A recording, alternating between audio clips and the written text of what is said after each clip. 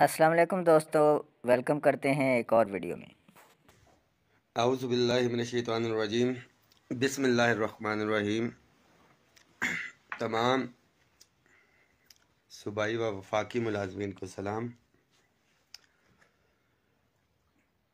आपको पता है कि तकरीबन 24 दिन की छुट्टी ली हुई थी इस इवेंट के हवाले से, और जो डिमांड थी 15% रनिंग बेसिक पे के ऊपर, अल्हम्दुलिल्लाह वो हमारा हो गया, समरी बन गई। मैंने वो शेयर भी कर दी है आपसे।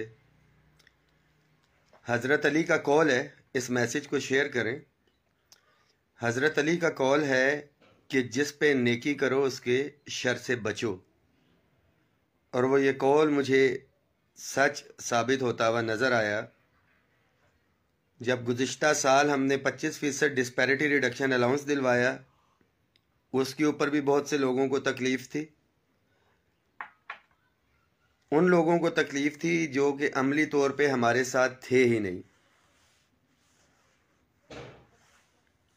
उसके बाद अभी भी जैसा कि बताया मैंने आपको कि फ़ेडरल के मुलाजमीन के ऊपर मुझे सबसे ज़्यादा दुख और अफसोस है, ख़ास तौर पे उन मुलाजमीन पे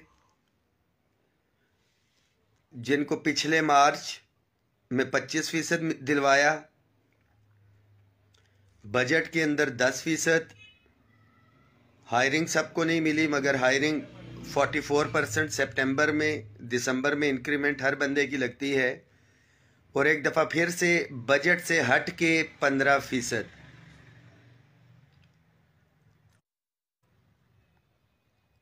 कुछ लोग, जहरी बात है, इस अलायंस, इस इत्तेफाक, इस इत्तेहाद के खिलाफ हैं, और किसी के लिए भी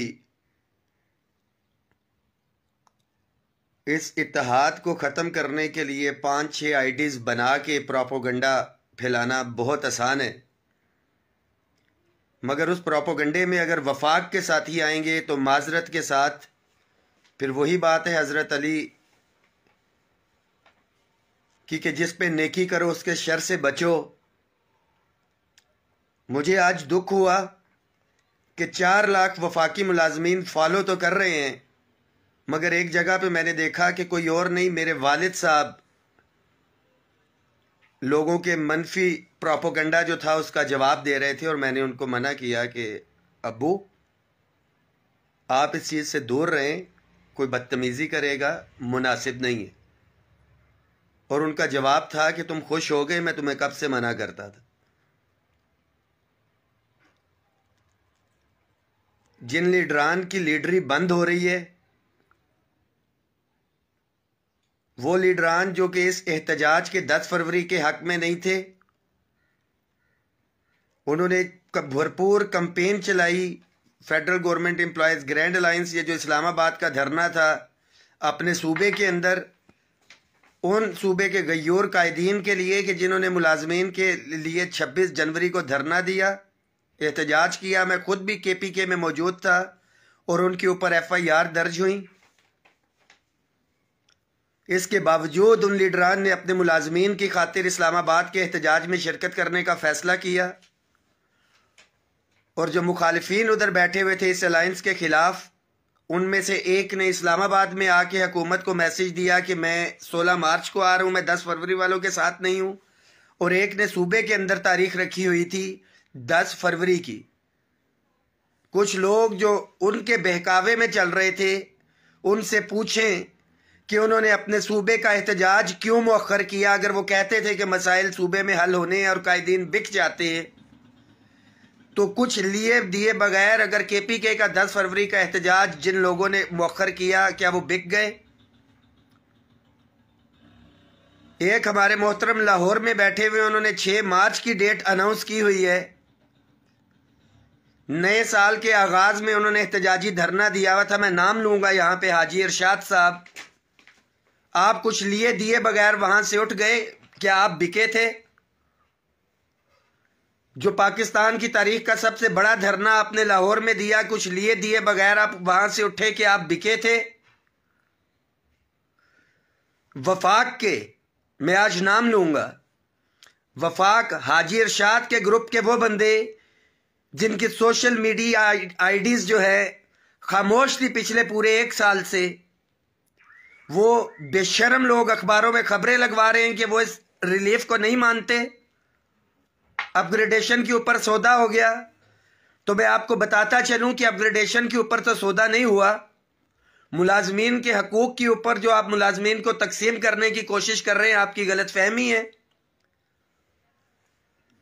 जो असल में मुलाजमीन है वफाकी, जो 2-4 पोस्ट कर रहे हैं, मुझे नहीं लगता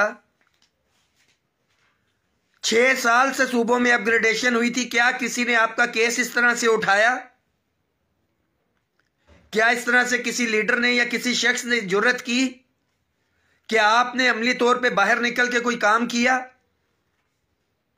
बाहर कैफ जो क्लरिकल स्टाफ था, एस्टेब्लिशमेंट डिवीजन ने उसकी रिकमेंडेशन दी थी।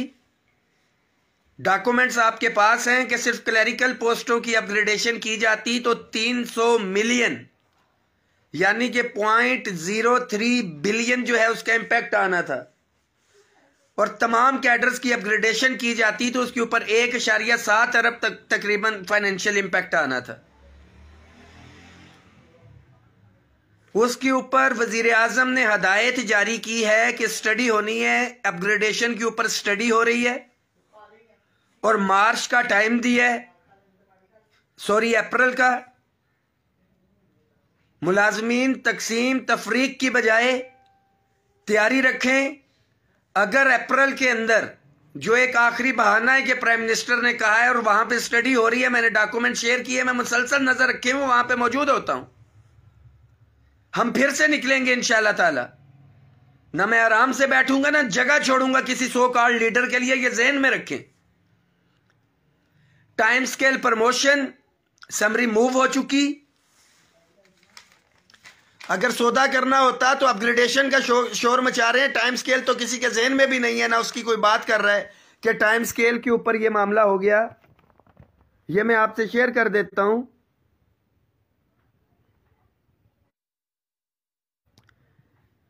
BPS 1 to 16 thrice during entire service. First time scale will be granted on completion of 10 years. Second higher time will be granted 8 years. And after grant of first time scale 8 साल के बाद दोबारा से होगा। ये 10 फरवरी को हुई है। फाइनेंस सेक्रेटरी आपकी टाइम स्केल प्रमोशन की, और ये लिखा हुआ है 9 बिलियन 9 अरब रुपया इसका जो है फाइनेंशियल इंपैक्ट है, जबकि अपग्रेडेशन के ऊपर फाइनेंशियल इंपैक्ट 300 बिलियन है। कुछ टेक्निकलिटीज है, हम फिर भी उसके पीछे लगे हुए हैं।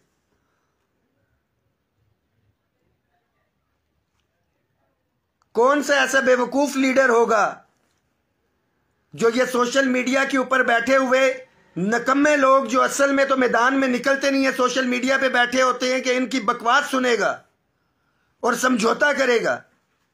जिन्होंने समझौता करना होता है खामोशी से करते हैं, सोशल मीडिया पे आमने सामने नहीं रहते हैं। एडहॉक रिलीफ अलाउंसेस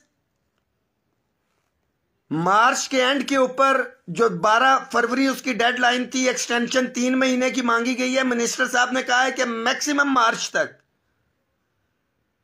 ये जो लीडरान बने हुए थे उनके टाइम के अंदर ये डिस्पैरिटी पैदा हुई है, तफरीक पैदा हुई है। हम तो अमली तौर पे तफरीक खत्म करने की तरफ जा रहे हैं, और कुछ लोग जो इस बहकावे में आ रहे हैं, इस मैसेज को शेयर करें कि नायब